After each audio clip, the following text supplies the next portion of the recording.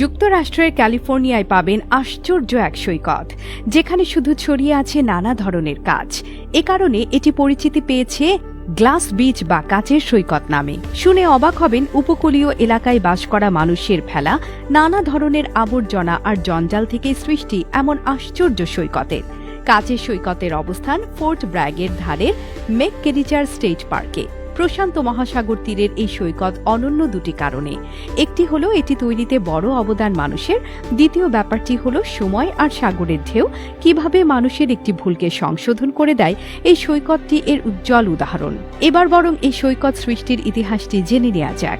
1949 থেকে 50 সালের দিকে এখন যেখানে কাচের সৈকতের আশপাশের এলাকা ছিল মানুষের আবর্জনা ফেলার জায়গা, ফোর্ট ব্র্যাগের বাসিন্দারা গৃহস্থালির যত জঞ্জাল আছে সব উপর থেকে ছুঁড়ে ফেলত এখানে। তাদের এসব অদরকারি জিনিসের মধ্যে ছিল প্রচুর কাঁচ, নানা রকমের ভাঙা যন্ত্রপাতি, এমনকি পরিত্যক্ত গাড়িও। 1960-এর দশকের গোড়ার দিকে স্থানীয় প্রশাসনের পক্ষ থেকে এখানে জঞ্জাল ফেলা নিয়ন্ত্রণের চেষ্টা শুরু হয়। এ সময় বিষাক্ত যে কোনো দ্রব্য ফেলা নিষিদ্ধ করা হয়। শেষমেশ 1967 সালে north coast water quality board, অর্থাৎ এই উপকূলের পানির দূষণ নিয়ন্ত্রণ করা যাদের দায়িত্ব, তারা বুঝতে পারে কত বড় একটা ভুল হয়ে আসছে এত বছর ধরে।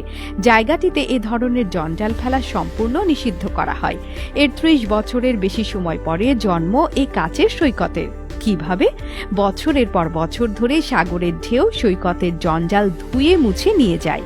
তারপর একসময় জলের তোড়ে এগুলো আবার ফিরে আসে, তবে চেহারা একেবারেই বদলে, মানে নানা রঙের ছোট মসৃণ টুকরো হিসেবে, যেগুলোকে দেখে রত্নপাথর বলেই মনে হয়। আর জল জলে এই কাঁচগুলোই এখন দেখতে পান পর্যটকেরা।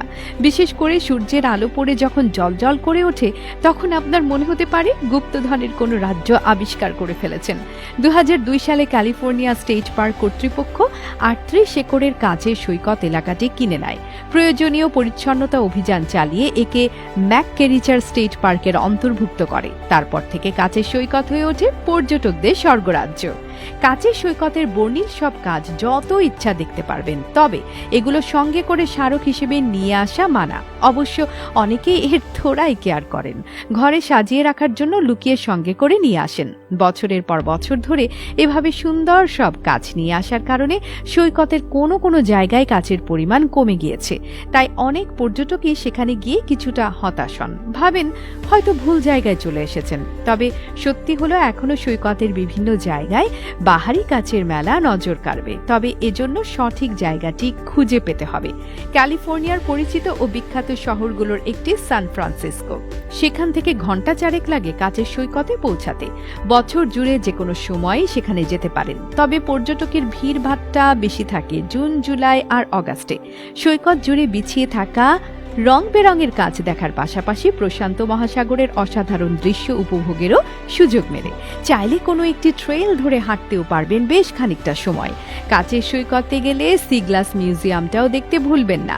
কাচের সৈকত এলাকা থেকে গাড়িতে মিনিট 5 পৌঁছে যাওয়া যায় সেখানে। ও একটা সতর্কবাণী, অনেকে লুকিয়ে সৈকতের কাজ পকেট ভর্তি করে নিয়ে এলেও আপনি ভুলেও এই কাজ করবেন না যেন, কারণ ধরা পড়লে গুনতে হবে মোটা অঙ্কের জরিমানা।